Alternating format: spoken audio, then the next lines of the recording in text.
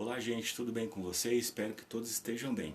Como havia comentado na aula de sexta-feira, eu serei o professor substituto de vocês na matéria de economia até metade do mês de novembro. Então, até metade do mês de novembro a gente vai estar junto.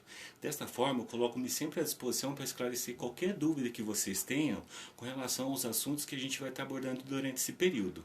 Espero que o nosso entrosamento seja perfeito e que consigamos aprender juntos algumas coisas sobre economia, do que tange a microeconomia e macroeconomia, que são os assuntos que a gente vai lidar, ok?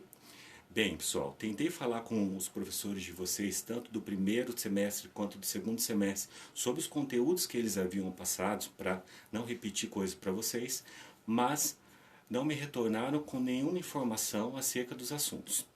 Dessa forma, decidi trabalhar com vocês assuntos relacionados à economia dos setores de consumidor, familiar, industrial e empresarial, que é o que a gente fala microeconomia. E logo em seguida trabalharemos economias regionais, nacionais e internacionais, que é o que tange a macroeconomia. Além disso, a macroeconomia abrange as principais áreas da economia, como desemprego, pobreza, nível geral de preços, produto interno bruto, que é o PIB, importações e exportações, globalização, política monetária e fiscal, e outros assuntos também. Tá, mas como ficará a nossa prova de nivelamento? Pessoal, a prova de nivelamento de vocês será na semana em que ocorrerá a prova de matemática financeira. Essa prova está marcada para o dia 28/8, prova de matemática. Logo, a de economia está marcada para o dia 26/8, 2 dias antes. Mas o que cairá nessa avaliação? Nessa prova, trabalharemos os conceitos ligados à economia, a parte de introdução de economia, coisas que possivelmente vocês já haviam trabalhado nos semestres anteriores. Mas não será nada absurdo, tá? Coisa de 10 questões conceituais para que vocês consigam relembrar coisas importantes e tirarem uma nota boa, né? Considerada o que a gente pode considerar um ponto, que é o valor da avaliação. E as avaliações normais? As avaliações se darão da mesma forma que a matemática financeira. 1 ponto de nivelamento, 2 pontos de trabalho, 2 pontos de provas e depois 5 pontos de recuperação.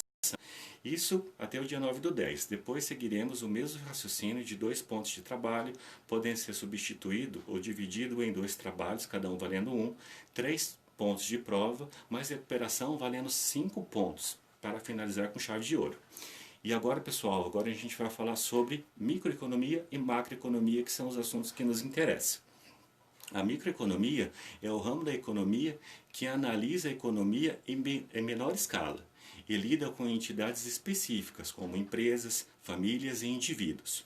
Microeconomia é o ramo da economia que estuda o comportamento e o desempenho das unidades individuais, ou seja, consumidores, famílias, indústrias e empresas.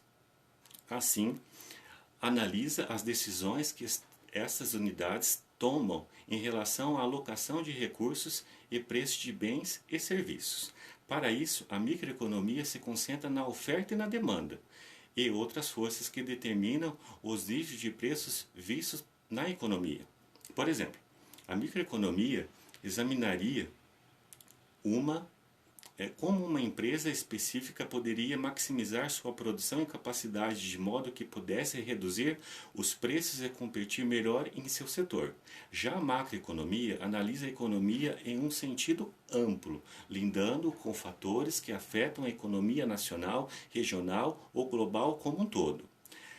A macroeconomia, por outro lado, é o campo da economia que estuda o comportamento da economia como um todo, e não apenas de empresas específicas. Ela é mais ampla, ok? Ela inclui economia regionais, nacionais e internacionais. Além disso, abrange as principais áreas da economia como desemprego, pobreza, nível geral de preços, produto interno bruto, que é o PIB, importações e exportações, globalização, política monetária e fiscal. Por exemplo, a macroeconomia examinaria como o aumento ou a redução das exportações afetaria a conta do capital de uma nação. Igualmente, avaliaria como o PIB seria afetado pela taxa de desemprego. Podemos dizer que as principais características da microeconomia são estudo do comportamento de um agente individual, como um consumidor, uma família, um indivíduo, uma empresa, etc. Analisa questões como produto, oferta, demanda, preço de produto, salário, dentre outros.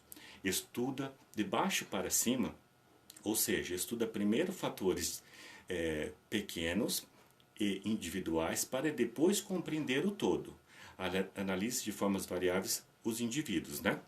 A microeconomia é importante na formação do preço dos produtos, pois leva em consideração fatores como terra, mão de obra, capital, etc. Ainda é esse ramo que define os preços de uma determinada mercadoria antes de ser lançado no mercado, incluindo também o valor dos bens complementares e substituídos. Mas quais são as vantagens e desvantagens da microeconomia?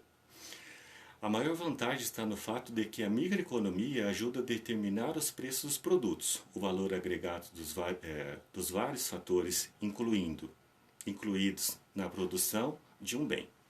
Quando aplicada em uma empresa, permite ao administrador tomar suas decisões com mais consciência e precisão. A desvantagem está no fato de que não analisa a economia como um todo, apenas uma pequena parte. Assim, diversos fatores são desconsiderados nessa análise, como a impossibilidade do pleno emprego para todos. Por isso, é importante a compreensão em conjunto dos dois conceitos. Agora, as características da macroeconomia. A macroeconomia, ela estuda o comportamento da economia como um todo, podendo abranger somente a economia nacional, como também a internacional. As principais características desse campo de estudo está relacionado à análise das variáveis econômicas agregadas, como o PIB, porcentagem de desemprego, dentre outras variáveis também importantes. Lida com questões abrangentes como renda nacional, distribuição de renda, PIB, distribuição de riquezas, nível de desempregabilidade, etc. Análise de cima para baixo, ou seja, primeiro tenta entender a situação do todo para depois analisar a situação individual. Faz o contrário da microeconomia. A macroeconomia é útil para manter o nível geral dos preços dos produtos e serviços. As análises macroeconômicas são importantes para entender questões econômicas de um país como um todo, do mercado internacional, questões ambientais e problemas externos. Mas quais as vantagens e as desvantagens da análise da macroeconomia? A macroeconomia ajuda na análise de problemas complexos como balanço de pagamento, déficit e suas causas e o excedente de uma economia. Ainda auxilia na tomada de decisão em relação à política econômica e às suas finanças públicas. Por outro lado, o contraponto da macroeconomia está no fato do ramo analisar somente as variáveis agregadas, que envolve o todo, deixando de lado questões individuais. Assim, fica evidente a necessidade de conhecer ambos os campos de estudo. Certo? Muito obrigado, até o próximo vídeo.